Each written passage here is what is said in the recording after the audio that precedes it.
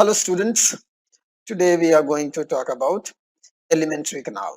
Okay, पिछले video lectures में भी हमने एलिमेंट्री कैनाल देख रहे थे और उसमें हमने माउथ देखा था, बकल कैविटी देखा था एंड इनसाइड बकल कैविटी हमने टूथ के बारे में पढ़ा था, फिर टंग के बारे में पढ़ा था.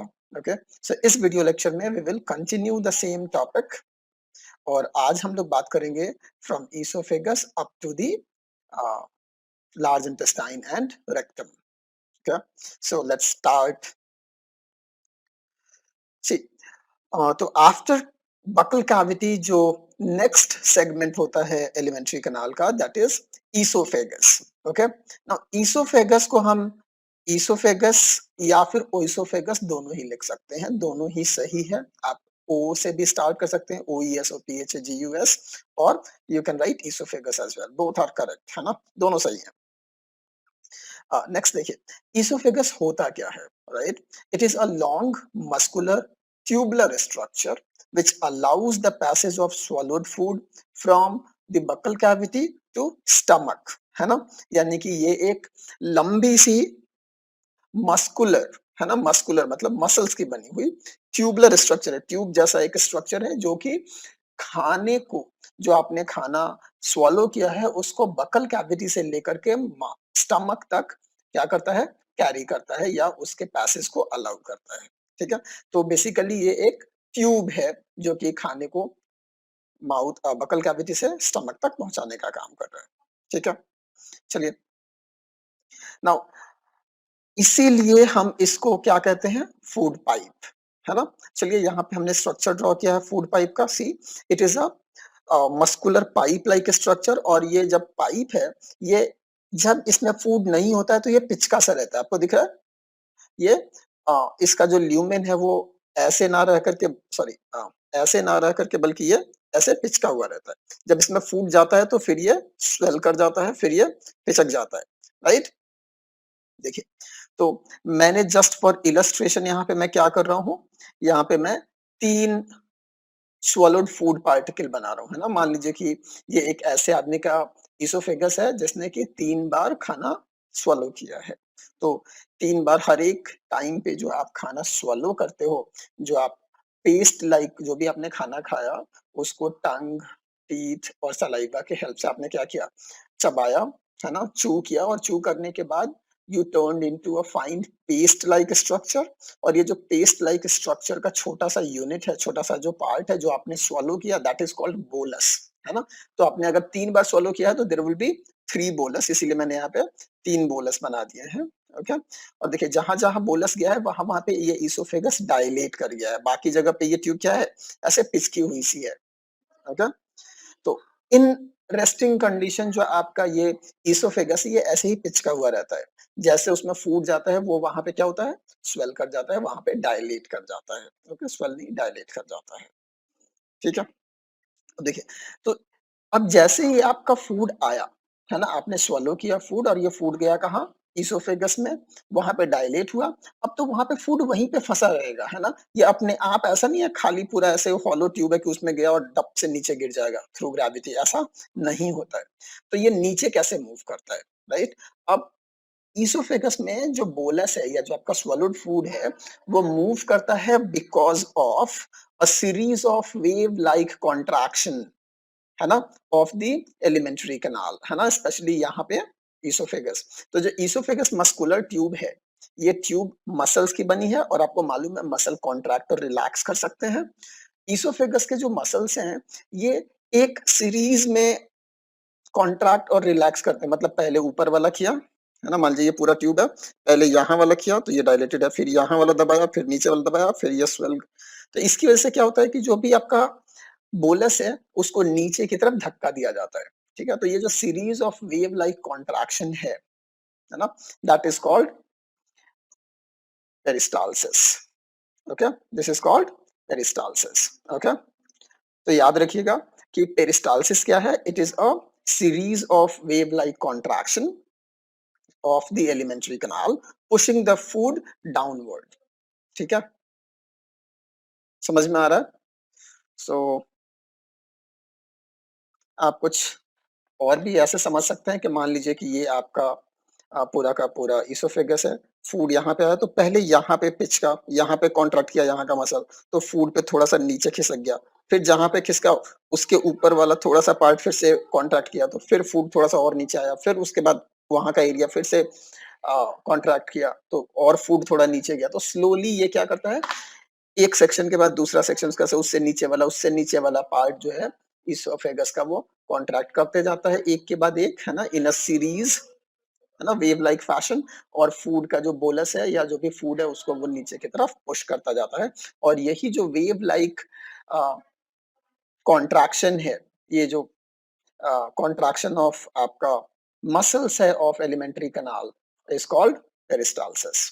Okay, great.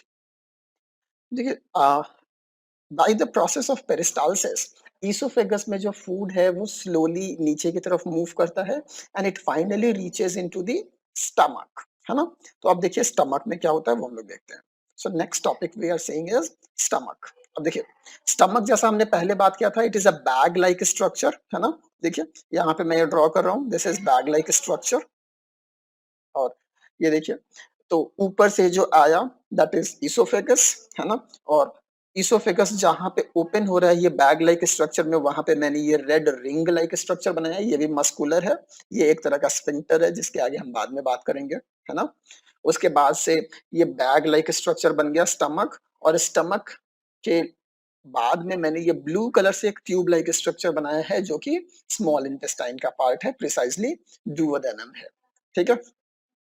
हमने प्रीवियस लेक्चर्स में बात किया था कि स्टमक को भी हमने डिफरेंट पार्ट्स में डिवाइड किया था, मेनली 4 डिफरेंट पार्ट्स में डिवाइड किया था। ये देखिए जो अपर पार्ट है इसको हमने फंडस कहा था, ये जो पार्ट है near the opening of oesophagus इसको हमने कार्डियक कहा था, ये जो रिमेनिंग बॉडी है दैट इज जो रिमेनिंग पार्ट है बड़ा वाला पार्ट है उसको हमने बॉडी कहा, और ये जो पीछे वाला पार्ट है स्टमक का इसको हमने पाइलोरिक कहा, राइट। तो मेंशन कर देते हैं हम fundus, cardiac, body and pyloric, ये चारों पार्ट किसके हैं, स्टमक के। So stomach is divided into these 4 parts, fundic, cardiac, body and pyloric. Very well. चलिए मैंने इसके पहले भी बोला था कि जो इसोफेगस है जहां पे इसोफेगस स्टमक में आके ओपन हो रहा है वहां की जो ओपनिंग है इस ओपनिंग को हमने गार्ड किया है बाय अ वाल्व, है ना। ये जो वाल्व है ये मसल का वाल्व है, ये यूजुअली ऐसे बंद रहता है, जब कोई चीज आता है तो फिर ये ओपन होता है फिर बंद हो जाता है ना। आप ऐसा समझिए कि यहाँ पे एक इलास्टिक बैंड लगा हुआ है, रबर की एक बैंड जैसी है जो कि एक्चुअली रबर नहीं बल्कि मसल्स की बनी है, तो ये यूजुअली बंद रहती है फिर खुलती है फिर बंद हो जाती है। तो ये जो मस्कुलर वाल्व लाइक स्ट्रक्चर है इसको हम स्फिंक्टर कहते हैं। क्या बोलते हैं, स्फिंक्टर। और इस स्फिंक्टर को जो कि इसोफेगस और स्टमक के बीच में है, जंक्शन पे है, इसको हम बोलते हैं कार्डियक स्टमक। ओके, इसको सॉरी इसको हमने बोला cardiac sphincter. So this is cardiac sphincter. ऐसा ही एक और स्फिंक्टर है ना, यानी कि वाल्व है at the junction of stomach and duodenum या स्मॉल इंटेस्टाइन, और इसको हम बोलते हैं पाइलोरिक स्फिंक्टर, है ना। आपको ये भी समझ में आ रहा होगा कि ऐसा नाम हमने क्यों दिया, क्योंकि ये जो स्फिंक्टर है वो पाइलोरिक स्टमक के पास होता है, ठीक है। तो देखिए स्टमक के हमने देख लिया कि 4 पार्ट हैं और यहाँ पे 2 स्फिंक्टर हैं। एक स्फिंक्टर इसोफेगस और स्टमक के बीच में है जिसको हमने बोला कार्डियक, और एक जो है वो स्टमक और डुओडेनम के बीच में है जिसको हमने बोला पाइलोरिक स्फिंक्टर। अब आप बोलोगे स्फिंक्टर का फंक्शन क्या है। ना स्फिंक्टर का फंक्शन बिल्कुल वैसा ही है जैसे किसी और वाल्व का होता है। कोई भी जो वाल्व होता है, वाल्व यानी कि जैसे कि आपके घर में टैप्स लगे होते हैं, राइट।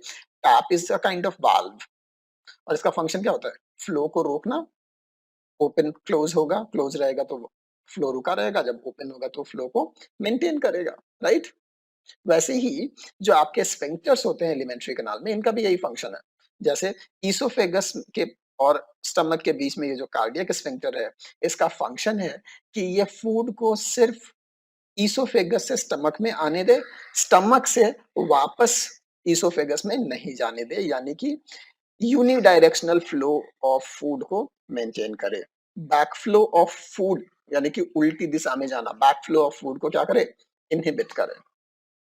ओके, सिमिलरली जो पाइलोरिक स्फिंक्टर है इसका भी सेम फंक्शन है, it will maintain the direction of movement of food, कि हमेशा फूड जो है वो स्टमक से इंटेस्टाइन में जाए, इंटेस्टाइन से वापस स्टमक में नहीं आए, यानी कि बैक फ्लो ऑफ फूड नहीं हो. Okay, this is the main function of all the sphincters and alimentary canal. Okay, चलिए, तो ये स्टमक हो गया.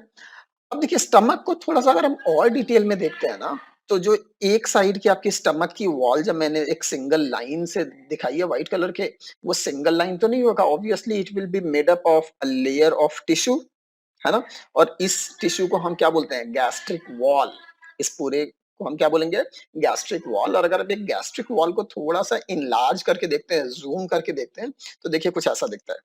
ये देखिए, ये पीछे की दीवार है और अंदर की दीवार जो है ना, उसमें कुछ ऐसे छोटे-छोटे पोर्स बने हुए हैं और वो पोर्स अंदर में जा करके ये ट्यूबुलर स्ट्रक्चर्स बनाए हुए हैं. और ये ट्यूबुलर स्ट्रक्चर्स एक्चुअली में क्या है, ग्लैंड्स हैं, जिनको हम बोलते हैं गैस्ट्रिक ग्लैंड्स. ओके, तो ये जो गैस्ट्रिक ग्लैंड्स हैं ये बहुत सारे होते हैं, न्यूमरस हैं, और ये सारे कहाँ प्रेजेंट हैं, on the inner wall of the stomach.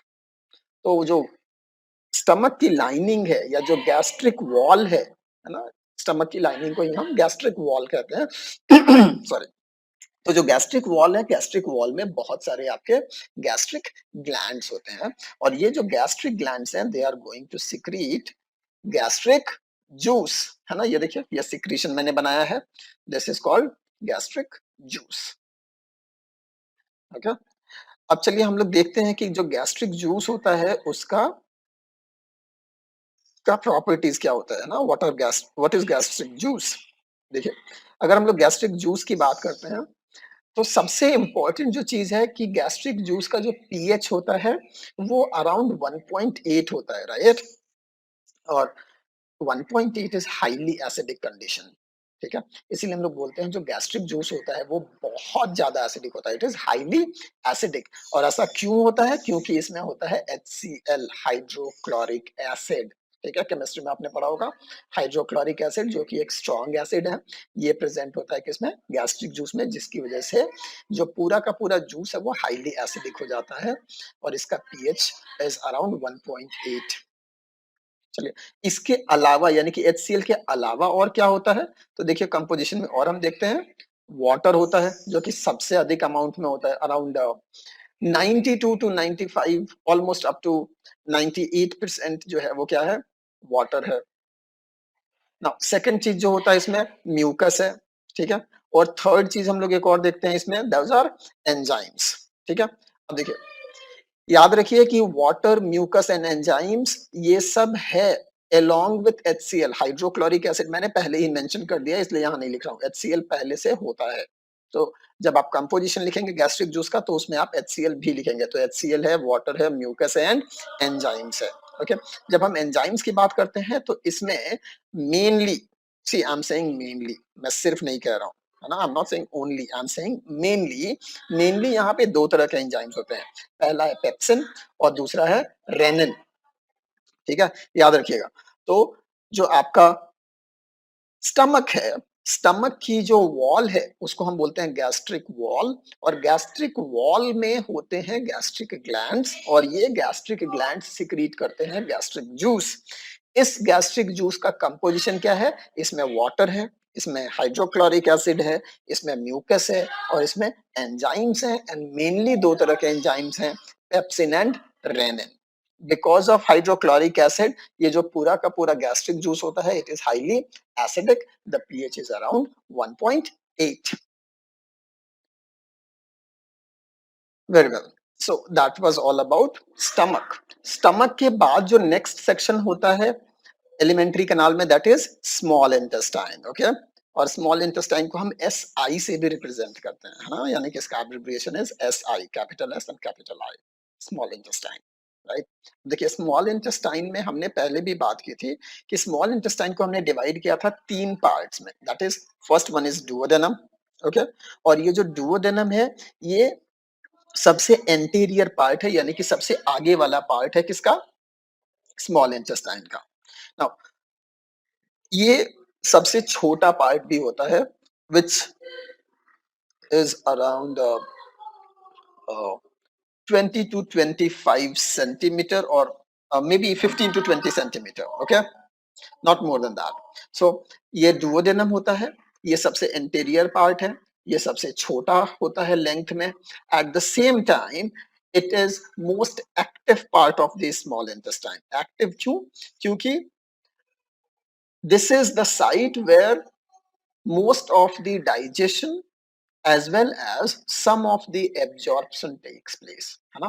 तो duodenum में सबसे अधिक एक्टिविटी होती है, बहुत सारे एंजाइम्स जो है वो एक्ट कर रहे होते हैं, बहुत सारा डाइजेस्टिव प्रोसेस जो है वो मेनली कहाँ हो रहा है, duodenum में. इसीलिए हम बोलते हैं duodenum is the most active site. Okay. Secondly हमने बोला कि ये जो है, जो duodenum है, ये सबसे छोटा पार्ट है, लेकिन ये जे शेप का है ना. देखिए अगर आप पीछे जहाँ पे मैंने स्टमक बनाया था उसके साथ मैंने ब्लू से आपका duodenum भी बनाया था, और वहां पे duodenum ऐसा जे शेप का है ना. ऐसा लग रहा है जैसे नाइकी का सिंबल बनाया हो मैंने, ओके, नाइकी का लोगो. तो वो जे शेप का होता है. And this part of small intestine is not at all coiled. ये कैसा है, स्ट्रेट ट्यूबुलर स्ट्रक्चर है जो कि जे शेप का है. That's it. Okay, so it is straight, not coiled. Okay. जो सेकंड पार्ट है स्मॉल इंटेस्टाइन का, दैट इज जेजुनम. ओके. और जेजुनम जो है वो क्वाइल्ड होता है, लेकिन ये हाईली क्वाइल्ड नहीं होगा. It is coiled but not highly coiled. ये मिडिल पार्ट है, मतलब ये डुओडेनम और जो लास्ट पार्ट है इलियम, उन दोनों के बीच में होता है. Okay.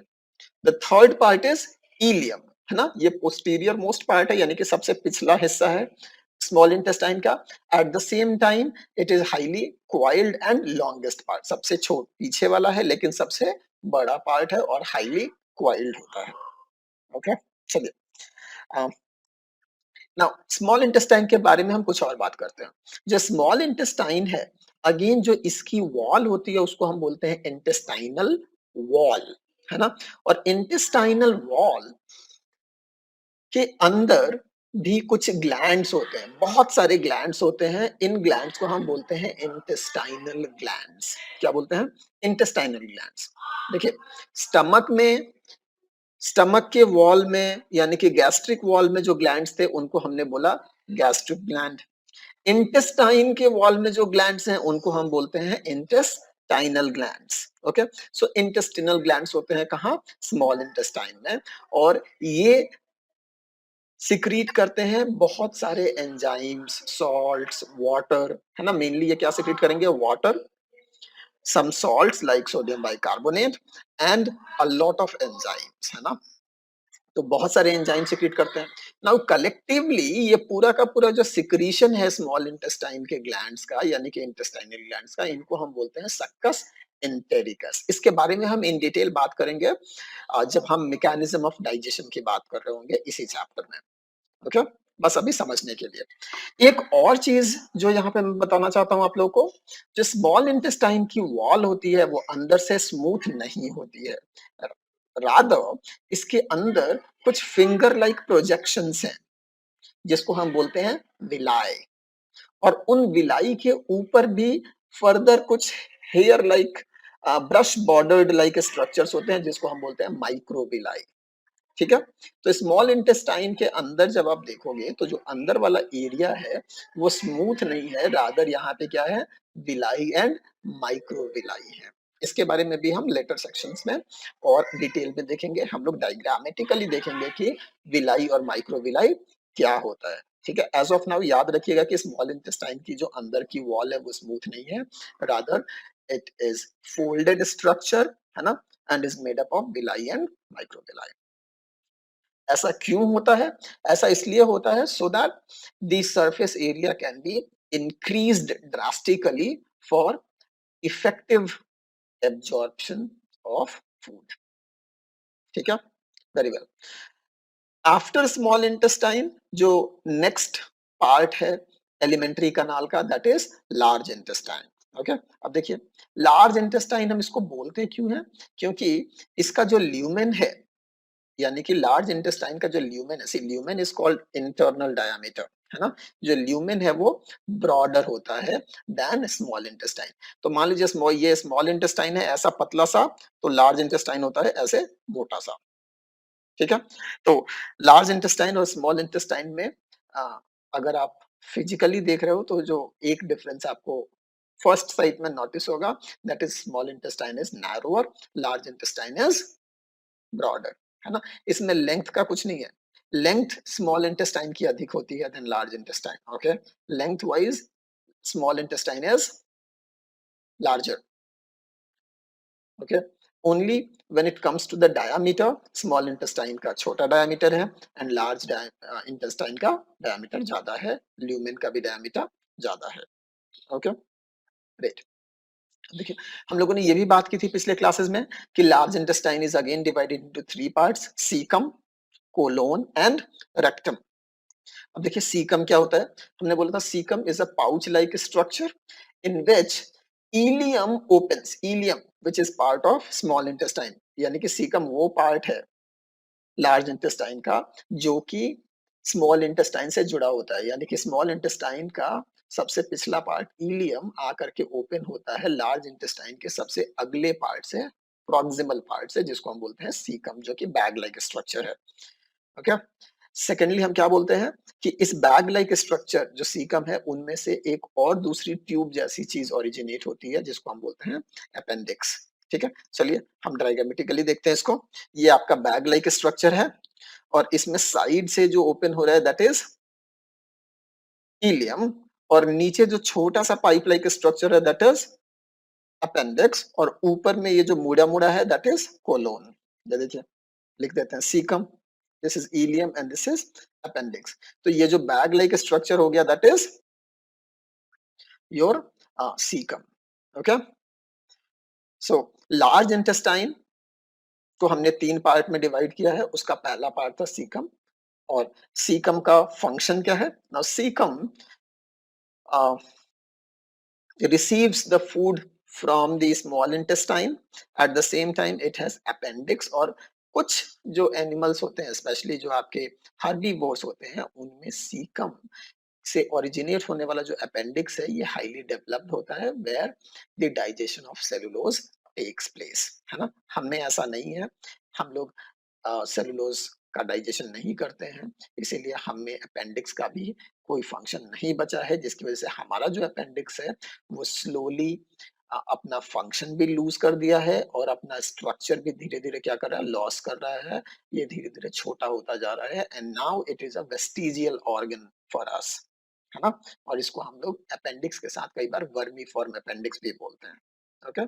So vermiform appendix in humans is a vestigial organ, ठीक है? और इसीलिए कई बार जब इसके अंदर इन्फेक्शन हो जाता है तो हम इसको कट करके हटा देते हैं क्योंकि कोई जरूरत नहीं है, तो रखना ही क्यों है, इसको ठीक क्यों करना है, सीधा काट के हटा दो। And this whole process is called appendi appendectomy, ठीक है?